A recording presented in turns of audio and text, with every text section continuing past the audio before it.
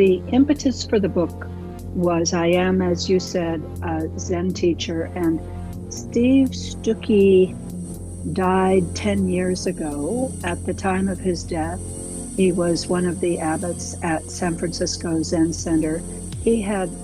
When he was made abbot, he had not lived at Zen Center for, 20 years or something. So he was quite a surprise. He was abbot for 7 years when he was diagnosed with pancreatic cancer. And that was enough time for people to, I would say, begin to get to know him. His death was an enormous shock. So I have found in the years since his death that I was repeating stories about Steve to my students. And so the point to the book was to gather those stories in the hopes that some kid who has become so curious about Zen that they're coming around one of the Zen Center buildings, and they go in the bookstore and they've heard about this Steve Stücky, but who was he? So what I was hoping for, this is good, this never occurred to me before, was hoping for was to concretize make permanent his teachings. Hey, welcome everybody to another Plutopia podcast. This is John Lebkowski. I'm working solo today without my partner Scoop, and my guest today is Renshin Bunce, who is a Soto Zen Buddhist Priest. Hi. And Ren and I have known each other for, 3 decades now, kind of, A lot of that was virtual. Cool. Yeah, we hardly ever see each other in person. We've met in person maybe twice, I guess. I know we met at a office party once. And then, and I at don't the know, Whole since Earth then. 50. Oh, right, yeah, Well, absolutely. And you and Marcia and I had lunch here last year We on your did. wonderful vacation, remember? Yeah, yeah, I'll never forget that. All the chocolate that we bought. Wow.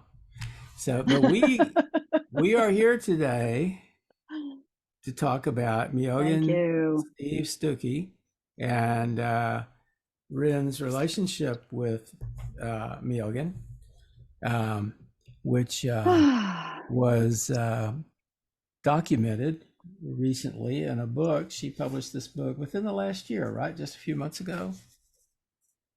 Yeah, I think it was, maybe 4 months ago. And it's half your recollections and half recollections that you gathered from some other folks. And it's a beautiful book. It's a small book, but it's beautiful. Sorry, go ahead. Thank you. I've received a number of messages and emails from people saying, got the book, sat down, opened the book, didn't get up till I finished the book, and what could make a writer happier. The impetus for the book was I am, as you said, a Zen teacher, and Steve Stücky died 10 years ago. At the time of his death, he was one of the abbots at San Francisco Zen Center. When he was made abbot, he had not lived at Zen Center for, 20 years or something. So he was quite a surprise. He was abbot for 7 years when he was diagnosed with pancreatic cancer. And that was enough time for people to, I would say, begin to get to know him. His death was an enormous shock. So I have found in the years since his death that I was repeating stories about Steve to my students. And so the point to the book was to gather those stories in the hopes that some kid who has become so curious about Zen that they're coming around one of the Zen Center buildings, and they go in the bookstore and they've heard about this Steve Stücky, but who was he? So what I was hoping for, this is good, this never occurred to me before, was hoping for was to concretize his, right, make permanent his teachings. So I gathered the stories. Most of them I'd already, you know how I am, I'd already written them here and there. And then I opened it to others. And that happened when I was talking with my beloved friend Hondo Dave Richman and told him that I was doing the book. And he sent me a story for the book. And I realized once again, I was going to have to be generous and allow others to participate. So I sent a bunch of emails to people who had studied closely with him and gathered those stories. Now, someone sent me a note recently saying that she had been a copy editor and would I like some copy editing done on the published book. So what I told her was, I hope that the stories that I wrote, I hope I got those right. I went over them enough times, you know how that is. And the stories that others sent, I published as they were sent. I wasn't here as a boss. I was here as a medium. And then he gave a very famous, when he was first diagnosed, called the gratitude talk. So I transcribed that talk. So that's in the book. And son James wrote some pieces and gave the eulogy at his funeral. And James sent me those. And that's the final part of the book. So it's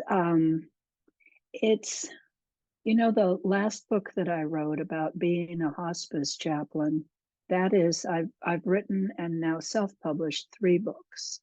And the chaplain book is the one, I really wrote it for a mass audience. I wrote it to go to a big publishing house and end up on the New York Times bestseller list. But that did not happen. And it was the start of COVID. Death was everywhere. So I said to hell with it, and I self-published that book because I knew how to self-publish a book. That's the one that had, I wrote it with a broad view. The book about Steve is something that I hope, as I say, people who've heard of him and want an experience of him, it's really for them, but also for those of us who knew him to continue to have an experience with him. So that's, yep, there we are. So we're in brown robes. You see my robe is brand new. The robe is called an okesa. It's Buddha's robe. And this picture, this wonderful picture, was taken the morning after the completion of the ceremony that's known as Dharma transmission. And we are down at Tassajara. I see a picture like that and I can smell the dust and the trees. Spent a lot of time at Tassajara. Maybe the main thing about this picture is we were really happy. I'm the first person he gave transmission to, and we were both just really, that was super fun. Well, before we go further, we should define what the abbot is. What is the abbot for the Zen Center? Well, the abbot is the boss. The abbot is the spiritual head, as is well known at San Francisco Zen Center. San Francisco Zen Center formed around Shunryu Suzuki Roshi. I never say he started it because, as I understand it, he didn't have ideas of starting an institution, but the people around him said, this guy is so great, let's make it official. So here's San Francisco Zen Center. Shunryu Suzuki Roshi died young, died too soon. He gave the abbacy he named as his heir Richard Baker. San Francisco Zen Center moved into a great era of growth and flourishing and fame, which culminated in a crisis, in a scandal, in Richard Baker being ejected. I remember this well. An all too familiar tale. Yeah. Yes. So, and he endures today. as a Zen teacher. So it seems that, of course, since then, the people who were at that time San Francisco Zen Center were nervous about an abuse of power. So for some time, there was a co-abbot set up. For instance, it would be Reb Anderson and Mel Weitzman at the same time, which is kind of cool when you think about that. And is it when Steve came in? As it is currently, there are 3 abbots. And Steve was one of the 3, and he was what was known as the central abbot. And they still have pretty absolute authority. The main thing is they lead classes, they lead 3-month ongos at Tassajara. Students flock to them. When Steve first was made abbot, I'd been used to, we started in we converted a 2-car garage into a Zendo in his backyard in San Rafael. And we would have formal sitting periods with 6 people. So that was the kind of access I was used to. And then he became abbot, and he was so scheduled. He was a person who did not say no. He was so scheduled. We would be having, between teacher and student, the private conversation is called dokusan. So if the teacher's an abbot, it's dokusan. So we'd be having dokusan, and his eyes would start rolling back in his head, and and I'd say, "Are you falling asleep?" He'd say, "No," but he was. So he was a hardworking abbot and did what he could to clean up and strengthen the structure at San Francisco Zen Center. So what was before this? Of course, he had been. Well, he received the Dharma transmission at some point, years before he became the abbot. I know. Right. At what point did you meet him? I was doing a workshop at Green Gulch with Yvonne Rand. There's a Zen giant. Died probably 3 or 4 years ago. Yvonne was great. So this good-looking guy said that he was in a sitting group with a good teacher in Mill Valley. And from the very start of my practice, I always was in a sitting group, because if I was not in a sitting group that met once a week, I didn't sit at all. So I was looking for a new sitting group. Plus, this guy was good looking. So at a break, I went up to him to ask, like, "Oh, tell me more about this sitting group in Mill Valley." So I know my, my romantic side has led to many of the good things in my life, or my need for romance side. So this is how I heard about Steve, and it was a sitting group in his living room. We had not yet built the little Zendo. And that was in, I think it was probably 93 or 94. And there's something. Well, I was just going to say that. So this sitting group that he had no formal relation to the San Francisco Zen Center at that point, right? It's encouraged. I'm doing the same. Actually, I have several sitting groups, and it's encouraged for those of us who have trained at Zen Center and are out in the world. Start a sitting group, because the water that Zen is selling by the river, all that it's about is seated meditation. This doesn't mean that we don't need the classes, the workshops, the ritual. Those are, of course, extremely important, but sitting meditation is it. So, and the groups that I have started, I use the same exact format that Steve was offering when I first met him. So this is very common. There's thousands of us. I hope there are thousands of us all over America. Zen, an institution like Zen Center is intended to train people to be able to carry the Dharma forward. It is not intended to incubate further residents of San Francisco Zen Center. And this is actually The Dharma.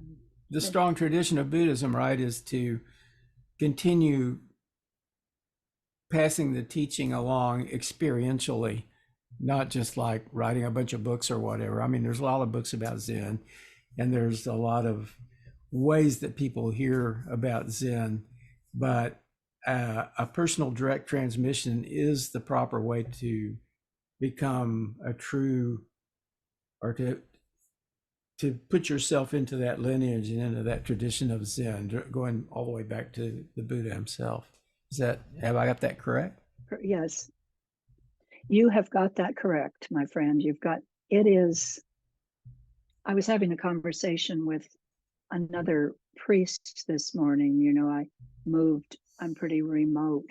I'm coming up on 2 years ago, and these Zoom is so great. So I'm staying in close touch with my good old friends. And we were talking about the difficulties that this world is facing and what that means is for someone who's been trained, for someone who's taken the vow and is living by vow. It is more important with every passing day that we do what we can to keep this tradition alive, not to take it for granted, not to. I also want to say, I'm pretty sure that's what's happening is my generation, and let's say the generation after me, we're having to not just try to be little San Francisco Zen centers. We are called to analyze, to sift through, to reform the way Zen is presented in America. We're householders. No one is paying us to do this. Where are we going to do it? How formal is it going to be? Do I want to wear robes or do I want to wear jeans? I think it's essential, and I take it very seriously. It's time for us to be doing that.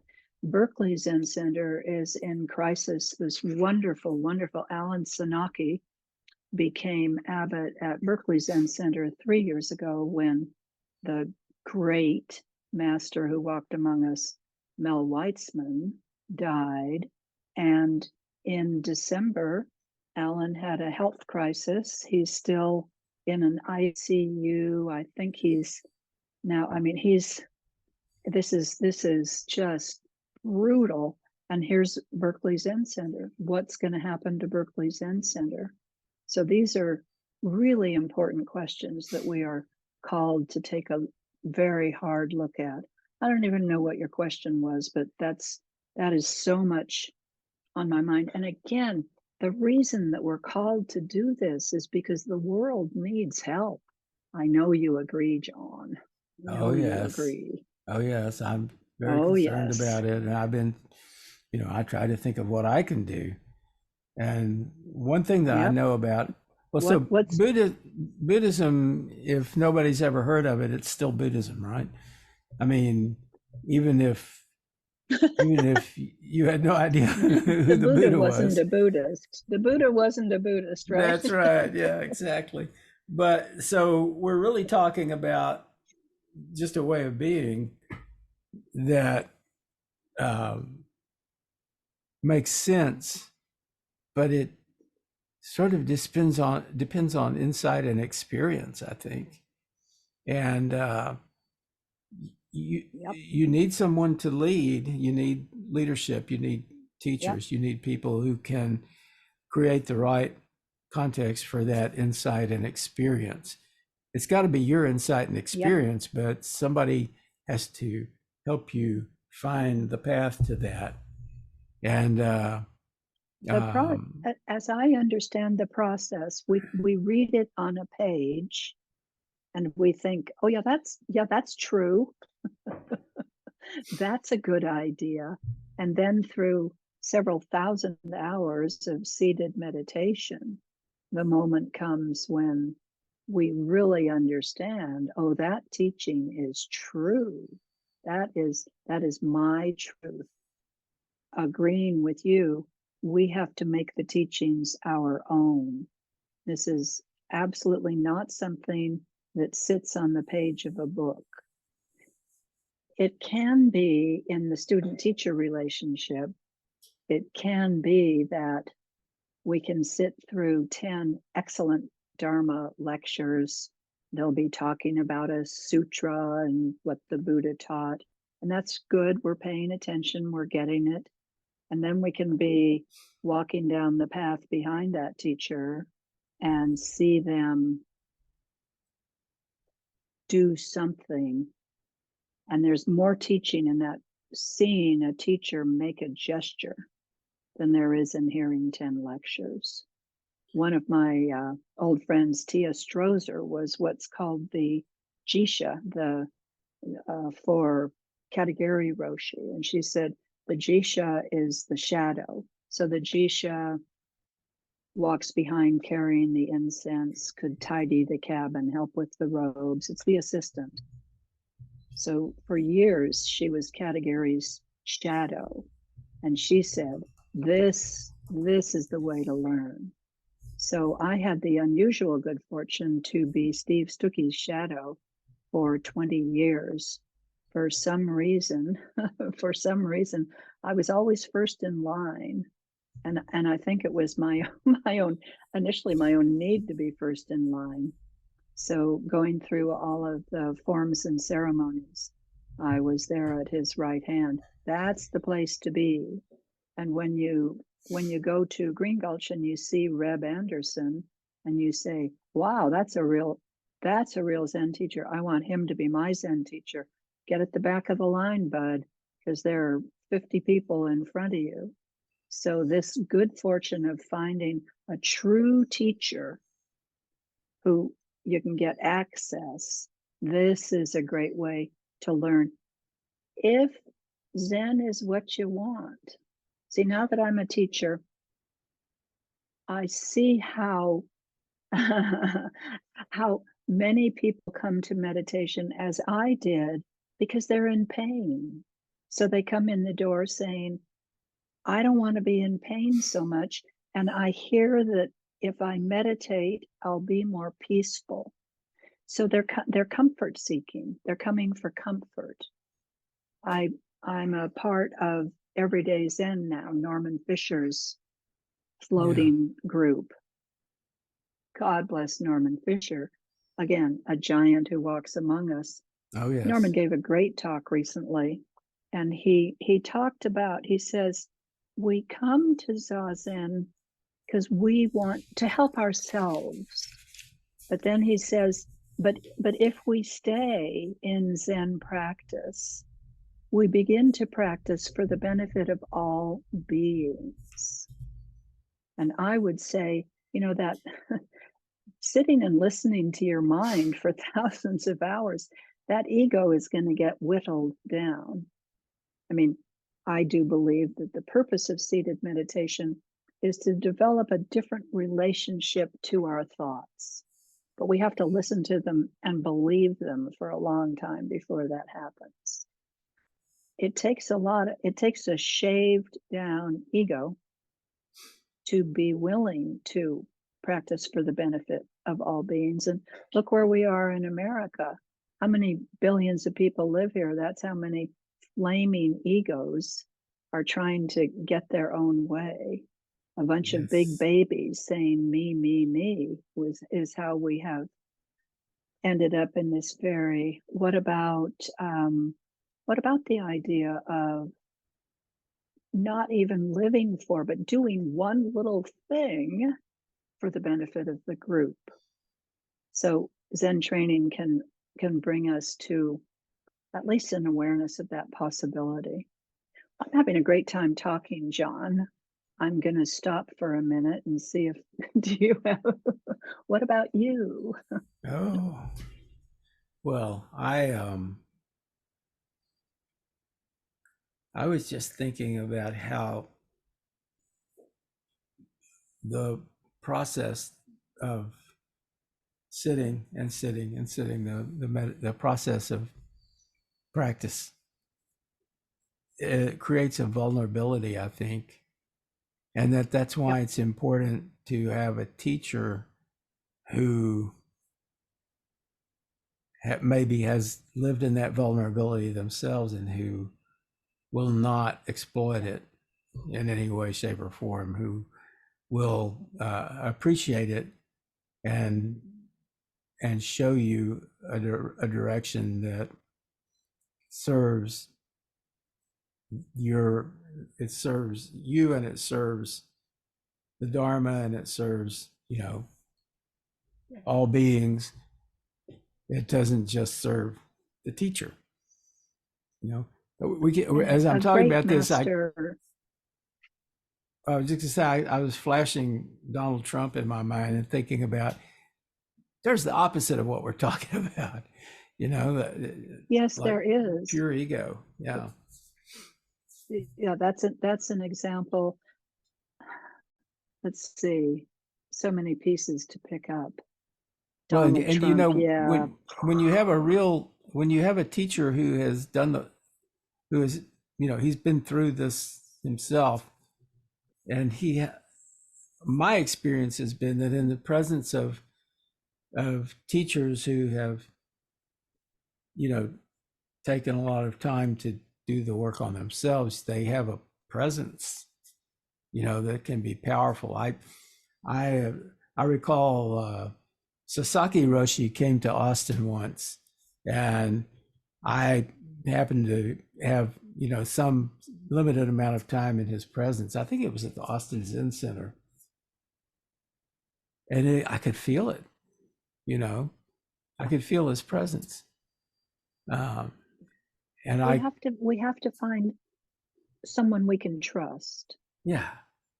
So having that experience, and that's is that what I saw when the first time I walked into Steve's living room? I hope so, because he was always trustworthy. I want to say, I mean, so many reactions to what you said. I want to say, yes, we need to find a place where it is safe for us to be vulnerable. And the person who's going to make that possible is the person who also is vulnerable, right? Vulnerability is circular, as we might say. We want someone to catch us when we're falling. I like to say about Steve, he always gave me enough rope to hang myself, and then he would be there for me. Steve very rarely told me what to do, very rarely. I had another Zen teacher who always was telling me what to do, and always telling me that what I was doing was not good enough. That was actually not helpful. Of course, I went into the relationship, tell me what to do, tell me what to do. Steve watched and he loved. So it's about finding people who have developed the capacity to love and are willing to. My very good therapist, when I first started meditating, I really went off the rails. And so I was looking for a therapist, and I ended up in therapy with Sylvia Boorstein, another notable Buddhist teacher. She's in the Vipassana tradition. And after a few years, Sylvia said, yes, it's very good. You're examining your family of origin stories and blah, blah, blah, blah, blah. But what's really happening here is you are having an experience of being able to trust. And coming from an alcoholic home, that had been lacking in my, coming from an alcoholic home and then falling in love with only alcoholics. The world was not trustable. Steve was trustable. We can always trust the other person to be who they are. So it's my job to find out who I'm dealing with, stop the projections and dreams. To stop and listen long enough to find out, who is this? And then trust that. So Steve had the capacity to listen and the capacity to accept me just as I was. This is very unusual. And I try to be that kind of teacher. Having experienced it both ways, I try to be that kind of teacher. And the years of working as a hospice chaplain really help, right? Because what is that but listening? This is really making me think. I had a bad experience recently, and it was about a betrayal of trust, I guess you would say, or someone who I felt I could trust did something that wasn't very trustworthy, or didn't, it was a betrayal of trust. And I have been thinking about, I'm kind of surprised at how I reacted. I had a very strong reaction to that. It may be, at some level I was, so different levels, at some level I was really upset about it. At another level, I kind of understood them and understood exactly what they were doing. And I understand how they arrived at the place that they arrived at, where they took the action that they took, that I felt was so detrimental, was such a betrayal to me. So I guess I was trying to hold in my head at the same time the fact that I was very, very upset and depressed. And at the same time that I understood, and that, in a sense, on one level, I wasn't accepting it very well, and on another level, I accepted it, And I'm still kind of dealing with that. One of the things I love most about Zen is it's a teaching in holding two apparently contradictory viewpoints at the same time. We don't have to choose. And we, in America, we are trained to choose. We are trained as if I like it and I don't like it are really important. They're actually not, they actually don't matter at all. So yeah, someone, I've been down with a cold, and I notice how when my body doesn't feel well, my emotions don't feel well. The body and the mind are not separate. So I've been very fragile. I've been, like in that stage where you're crying at the phone company commercials. I've been crying. This is very unusual for me. And a couple of days ago, a friend hurt my feelings. And I'm driving away from the encounter, and I'm thinking, what was that? I thought, yeah, he hurt my feelings. So we say, one of the great phrases in Zen is, he showed me his suffering. Why should I blame another person for suffering, for acting out his suffering, right? I don't have to emotionally kill him. I don't have to fight back. So I can, as you said, I can hold my hurt feelings. I'm gonna go so far as to say that spiritual maturity is being willing to take the next step and think, oh, he's hurting. Oh, to do that, he's hurting. And to hold, as just as you said, to hold both of those. He hurt my feelings. Alcoholics Anonymous, the big book, has a wonderful phrase, restraint of tongue and pen. And my weak point has been my temper. And so I would get right on the phone and tell someone what I thought. It's actually not necessary to do that. To be able to drop the judgment, to be able to understand, I think about I had a wonderful husband when I was still drinking. Great, great. I think about him. Oh, if I had that to do over. I wanted him to read my mind. He was supposed to know what I wanted without my saying anything, and he was supposed to provide it. This is a rough setup. That's being spiritually and emotionally immature. So grow up, ask for what you want. If you're feeling hurt or temper, keep your mouth shut, wait, and understand that the other person is a human being too. Yeah. Yeah. When I was upset the other day, I wrote an email to the people involved, and I just said, you know, this is what you've done, and this is how it made me feel, and just kind of laid it out there, and never got a response. And I thought it was very odd that I never got a response. Yeah. I think that I don't know. I think if we can limit it to this is how I felt, and resist the impulse to say this is what you did wrong, then yeah. I don't know, John, it probably came out a little bit like that too. I mean, yeah. Well, anyway, you had you mentioned good luck with that. Well, in the book you talked about you were an anger person and Steve was an anger person. But you were different from him in the way you related to your anger, weren't you? Or would you say that you were?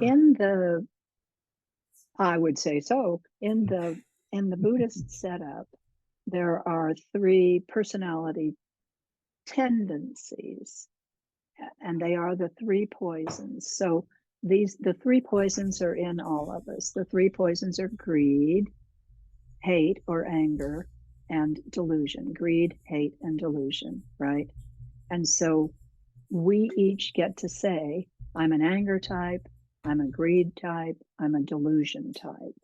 Delusion types drive me crazy. So a lot of them. I couldn't miss the fact that I was I couldn't miss the fact that I was an anger type. I couldn't miss it. Many years into our relationship, when Steve said he was an anger type, I was really surprised because he was the most patient, the most kind. So what I was seeing was someone, in the words of the Buddha, the alleged words of the Buddha, he had learned to tame his mind. And then in the book, I think it is one incident where something made him angry, and I saw the anger pass across his face. So I saw the anger arise, and I saw him deal with it, and I saw the anger leave. And in that moment, for the first time, I knew that he knew what my struggle was, my struggle to not be ruled by this emotion, to not let it run my life, because it cost me so much. Oh, it's such a skill to be able to just let it pass like that, because that's why we have to powerful. Become familiar with our own minds. Yeah. It would feel like I like to think of the pressure cooker, burbling away. If you don't do something, it feels like if you don't do something to relieve that pressure, you're going to explode. That's what it would feel like to me. But I'm happy to say that's in the past so far. One person you mentioned in the book was Harry Roberts. I thought that was kind of interesting. That was just kind of an aside in the book that he influenced Steve. He had this book, Walking in Beauty, which Steve really liked, and that he had been influenced by the Yurok tribe. And I want to ask you to say more about how Harry Roberts was influenced by the Yurok tribe, and did some of that in any way influence Steve through his friendship with Harry Roberts?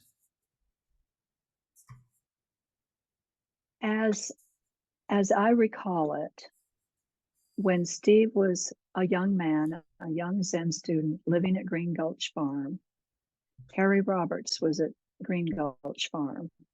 And as I understand it, Harry Roberts, he had been adopted in some way by the Yurok Indians, and they had taught him the Indian ways. This is I wish I knew the story more clearly. So the story that Steve would tell is when he was a young man at Green Gulch, Harry Roberts called him over and said, "Why are you stomping on Mother Earth?" And Steve realized in this physical action, he was demonstrating his tendency toward anger. So that was he told that story as the beginning of his relationship with Harry Roberts. And as I understand it, he very closely with Harry Roberts to receive help in growing spiritually. And I also think that Harry Roberts, Yvonne Rand moved out of Zen Center fairly early. She was the person who stood up and said, Richard Baker is not keeping the precepts and he's the abbot. She's the one who blew the whistle. Yvonne Rand. I hope someone does a book about Yvonne.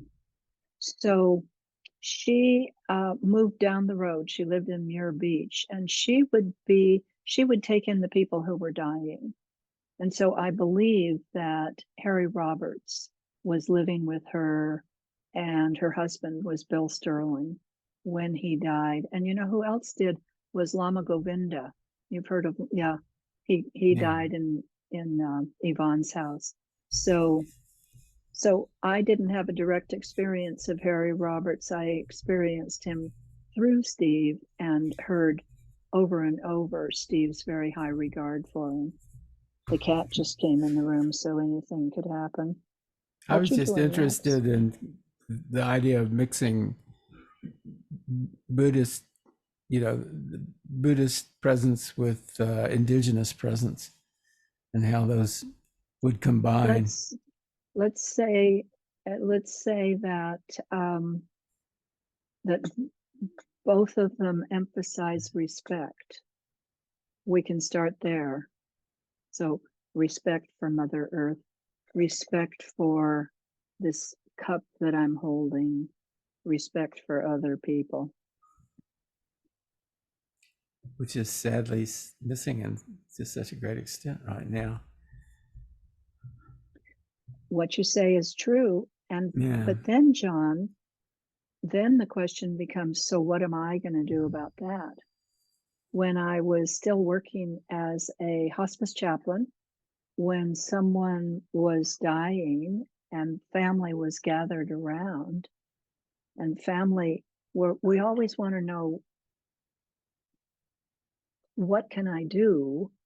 What we're saying is, how can I fix this? So family members would say, Ren, what should we do? And my answer became, create more love. The world needs more love. Your person is dying. Create love in this room.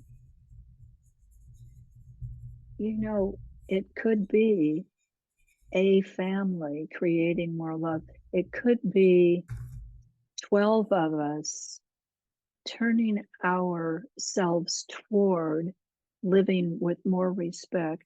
And I mean more respect for everyone and everything. Yes, Donald Trump, more respect. It could be 12 of us turning ourselves toward more respect. We may be creating the glue that's holding the whole thing together. Because what is holding this whole mess together? It's a mystery, right? Yeah. So I believe literally that the answer of the question, what to do, democracy is hanging by a thread. The life of the planet itself is hanging by the thread. What to do? Practice harder. Live the precepts more strictly and try to love more. Yeah, I might I add think, of something course, there. the serenity. Go I ahead. would, oh, I was going to say, I might say, try to figure out what love is and then love more. Because I There don't you think some go. people even know. Forget other people, sweetheart. This is just you and me. So how I'm do not sure I we, know. how this is my essential practice question is I realized as a grown-up after I was sober a while, after I was through being the queen of AA, that didn't work. I realized that it was not a matter of finding the right person to love me. It was a matter of my learning to love and how to do that. So I think the answer lies in climbing onto that zafu and staying there until your heart breaks open. This is how we learn to love. You know, I don't know a better answer. I was starting to quote the serenity prayer. What can I change? What do I have the power to change? It's not the world. I actually cannot change Donald Trump. I can't even change you, John L. But I do. The secret is that I do have the ability to change myself through learning who I am, learning my tendencies. And the way to do that is to sit still and become familiar with my mind.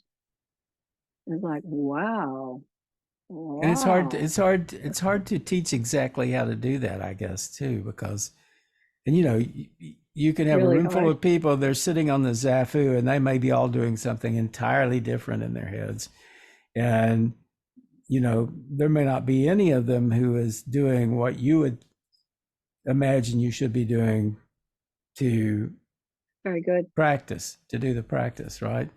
And if you're, So we're back to we're I was going to say, if you're trying to teach the people, you don't have any visible way to see how they're taking the teaching, I've always thought that was I have one of the difficult things about this process. I'm on a little tear. I gave a talk up the street last Sunday, and what I'm talking about in Dharma talks these days is Zazen. You know, let me help you cut short the period of sitting and not moving and thinking about yourself. That's actually not Zazen. There's actually something else available. But of course, at the same time, what did I say about Steve? He allowed me to make my own. He gave me the dignity to make my own mistakes, so I can talk about my perception of Zazen, and I'll say it's really interesting currently. It goes through changes. It's endless, and I'm a very restless person, so it's wonderful that it's not this one thing for 30 or 40 years. So I can talk about how it is for me now. But if someone comes to me and says, I want to learn how to meditate because I want comfort, I have to allow that. I want to shake them and say, no, you want enlightenment. But they get to say. I don't know. I kind of got over wanting enlightenment because that didn't seem to go anywhere either. I mean, maybe it comes and maybe it doesn't, but what was it? Wasn't it Dogen that said that when you're doing Zazen, you are enlightened? Yes, it is. Yes, it is. Practice is enlightenment. And it's Suzuki Roshi who said, why are you always talking about enlightenment? You might get it and not even like it.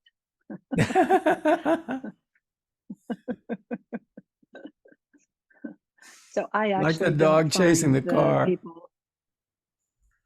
Yeah, yeah. Now you caught it, but then you're stuck with it because with freedom comes responsibility. And I don't think that we're living in a culture that values responsibility. Do you? Not No. really.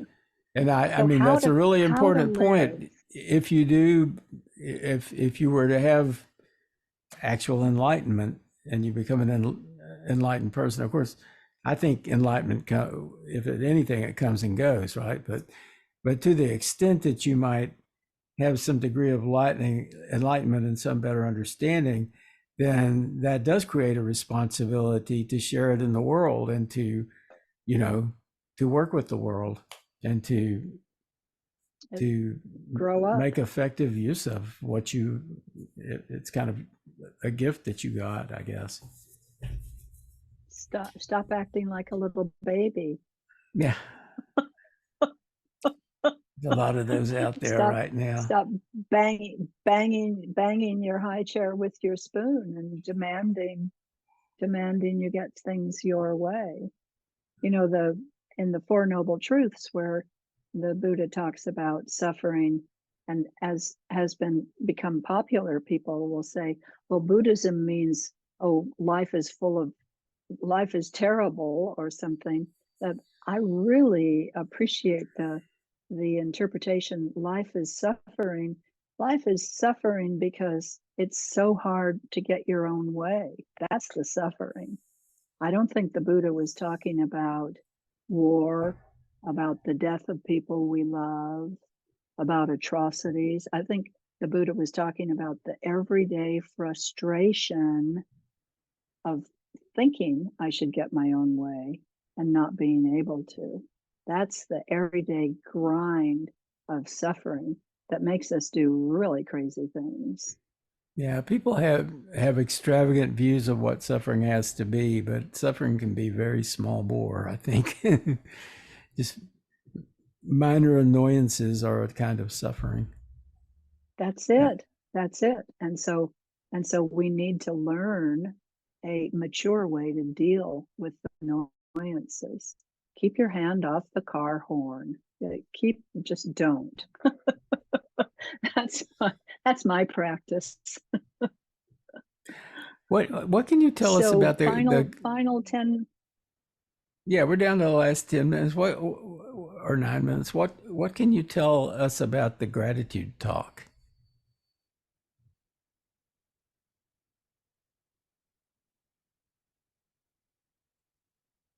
The beautiful big Zendo at Green Gulch was closed for renovation. The talk was held in this little teeny yurt. He was already on the schedule. He had found out it was the Wednesday night talk, which is a kind of small family talk. It's not the big public program. So it was Wednesday, and he had found out the previous Sunday or Monday that he had a terminal cancer. He also was taking pain pills. So we, this is it before the internet? It could be. We, those who loved him, found out he was giving the talk. And so it was the most exquisite family gathering. And he sat on a chair in the front of the room in this fairly small space. I want to say surrounded by love, but really, especially at the start of it, surrounded by fear. I drove in with a friend, and we saw the fellow who was coming in as Abbot. And we stopped and rolled down the car window, and he leaned in, and what he said was, do you realize this is going to be the first time an Abbot dies since Suzuki Roshi? So it was like that. He talked about the process. He told us what was going on. And then he talked about his gratitude practice, and that's why it's called the gratitude talk. He expressed the gratitude as an expression of beginner's mind. Each thing that he saw, he tried to treat it as seeing it for the first time. I remember his saying that he would roll over in the morning and see his wife and ask himself, who is this, which is kind of funny. Oh, it's your wife, Steve. But not even with the person you'd been living with for decades, not already knowing before the encounter has begun. So coming to each person, each experience fresh, leaves the heart open to be free of the judgment and for gratitude to arise. I remember in that talk, he said, first thing, before my feet hit the floor, I say to myself, gratitude. And then he said, and it's an open question as to gratitude for what? And I think this is a very important part of it. Again, we're not picking and choosing. I don't make a list of the things in my life and say I'm grateful for them. As I think you know, I was diagnosed with macular degeneration quite a while ago. It's in what's called the dry stage. It's not a big deal, but my macular degeneration converted to wet in one of my eyes earlier this year, and that was very hard. So I'm losing vision, blah, blah, blah, blah. Dealing with that, not turning away, not picking up toys to distract myself from what's actually going on. Suddenly, I felt gratitude for Medicare, gratitude for finding a good doctor, a friend to drive me to the good doctor. And I realized I also had to have on the list gratitude for the macular degeneration itself, gratitude for everything. This is a big teaching in not picking and choosing. And that comes from Steve. I have, what's his name? 7-story, Thomas Merton. I have a phrase from him always in front of my eyes. He says, our job is to love others without stopping to judge whether or not they are worthy. So that is Steve's gratitude. That's the vastness of the gratitude. And if we keep that up, you know where we're going to end up? We're going to end up being grateful for life itself. It's not a burden. It's not a chore. It's a gift. I think that's the final frontier of spiritual practice. I can imagine being like grateful for the COVID virus. There you go. That's such a different way to think about it, but yeah. That's exactly the request. That is the request. And it's, Suzuki Roshi is always talking about at the start of a period of Zazen, set your intention. So we must not use these teachings to, oh, I'm such a bad person because I'm not grateful. Oh, no. We set our intention. My intention today, John, is to love everyone and everything. I'm going to fail, but at least I know that intention is there.